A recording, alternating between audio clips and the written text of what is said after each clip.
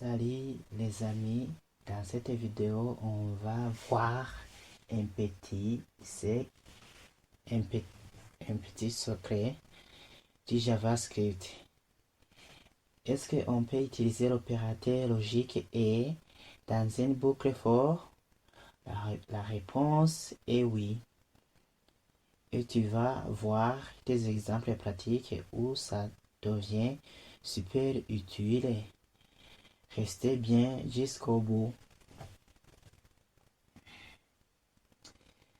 Faisons alors un petit rappel sur la boucle for classique. Mais avant tout, je vous montre l'arbre, ça c'est de notre projet. C'est un projet qui s'appelle JavaScript qui contient des fichiers index.html et script.js. Dans index.html, on a défini que les parties principales du HTML. La balise définit ça, la version de HTML, doctype HTML. On a défini le langage HTML. Ici, on peut mettre FR si on veut pour définir la langue qu'on va coder. On a défini le head qui comprend des balises qui définissent les métadonnées et les jeux de caractères.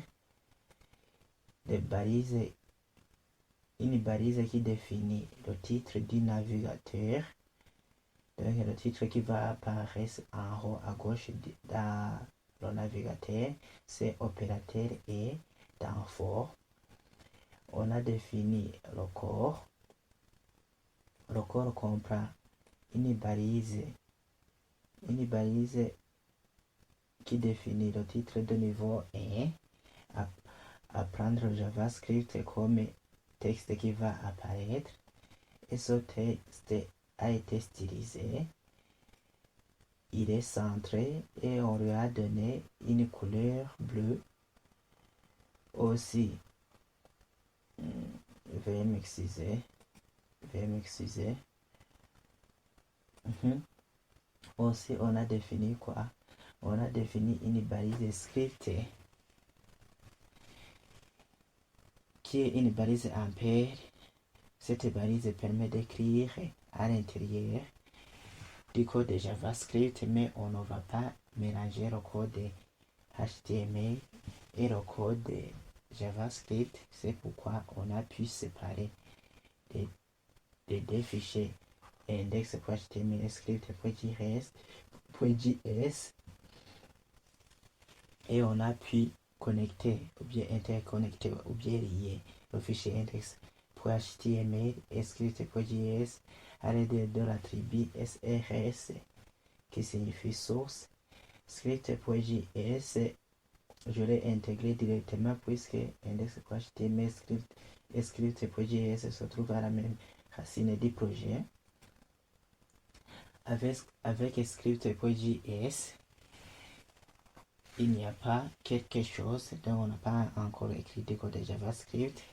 C'est pourquoi dans le navigateur, vous verrez que dans la console, il n'y a pas quelque chose.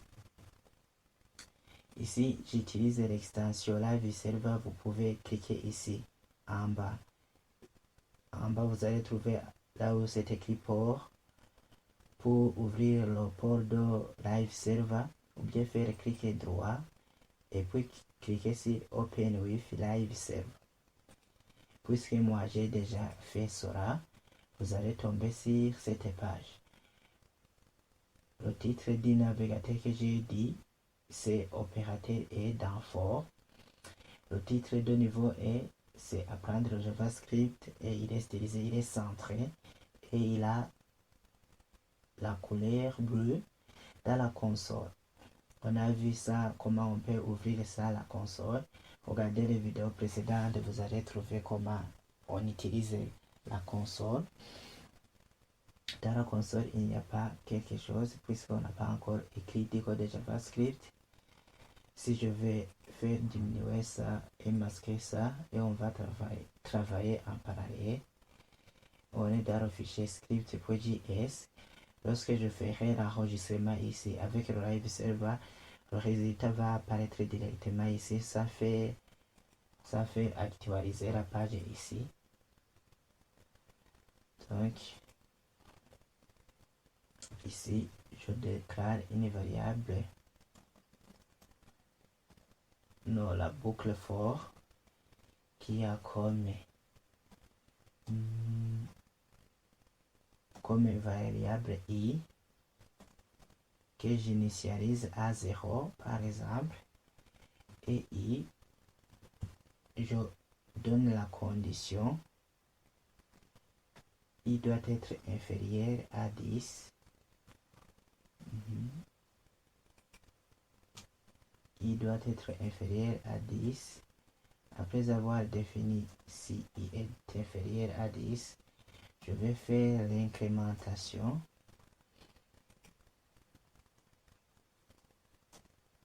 Et ici, j'affiche console.log.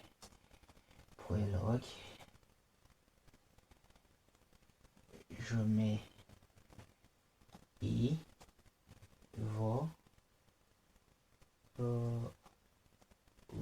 des points. Ici, c'est la simple affichage. Regardez, même si je fais enregistrer d'ici, qu'est-ce qu'on va trouver? On trouve i vaut des points. Mais ici, c'est affiché 10 pour dire que ça va m'afficher 10 éléments, 10 valeurs. Donc, si je mets virgule séparateur et que je mets i, si j'enregistre, ça m'affiche les 10 éléments. Donc 1 jusqu'à 9 avec le 0 qui commence ici, ça fait 10.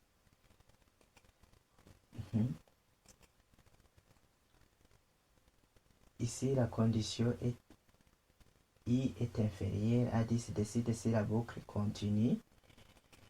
Donc ici, qu'est-ce qu'on a fait? Avec i égale 0, on a fait déclarer une variable i qui reçoit la valeur 0, donc on a initialisé. C'est l'initialisation. I inférieur à 10, c'est une condition. I plus c'est l'incrémentation. Dans for, on trouve 3 éléments importants: l'initialisation, la condition, l'incrémentation ou bien la décrémentation. Ok?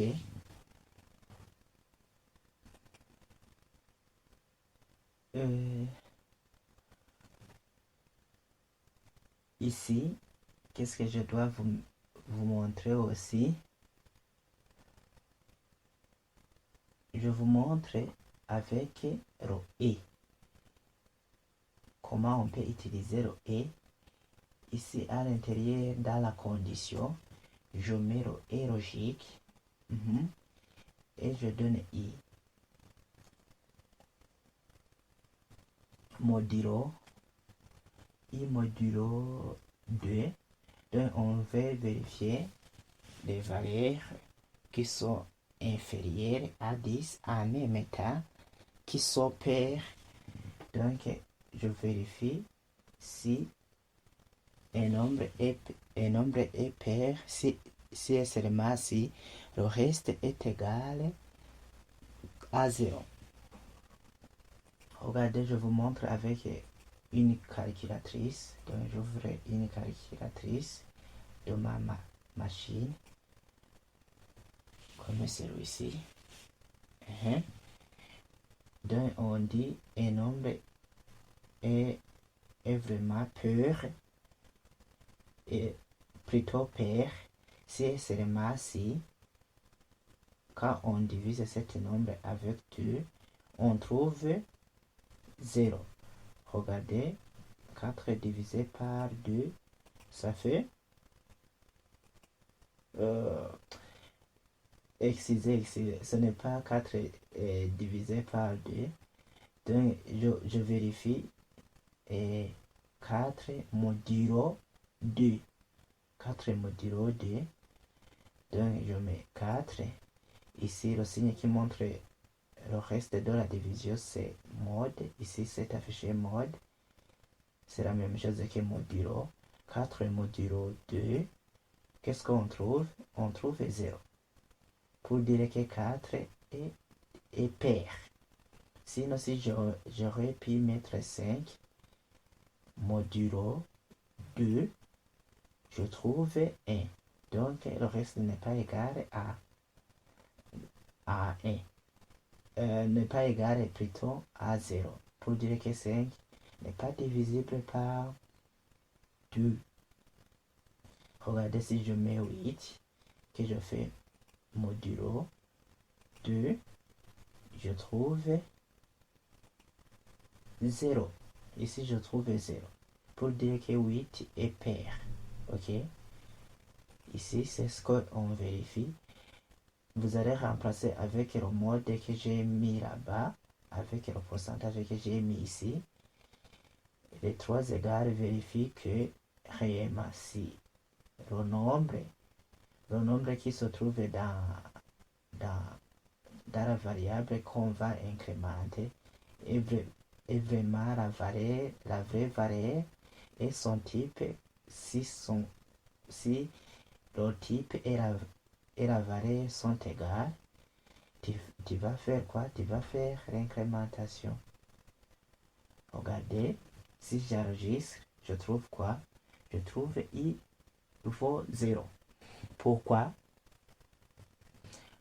On a fait une initialisation avec i égale à i qui reçoit la valeur 0. Donc 0 que j'ai affecté dans i.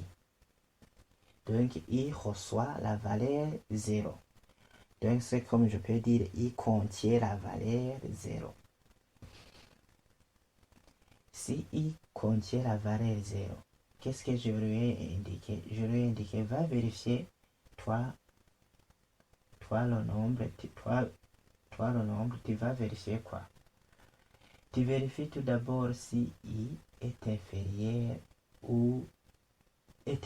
plutôt à 10. C'est la première condition qu'on avait vérifié.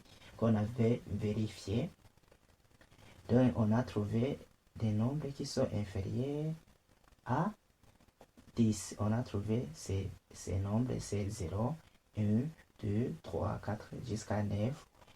On commence à 0 puisque ici, on a initialisé avec 0. Si on avait initialisé avec 1, regardez, on aura pu trouver 1, 2, jusqu'à 9. Ça va?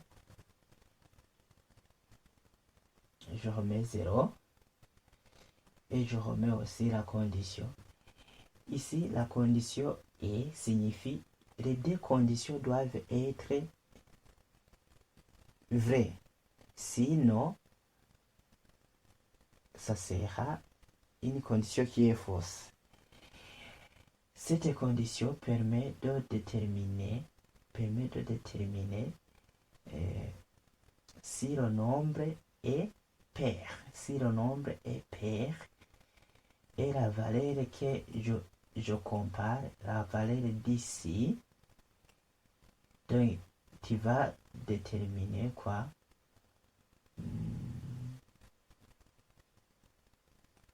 Ici j'arrive.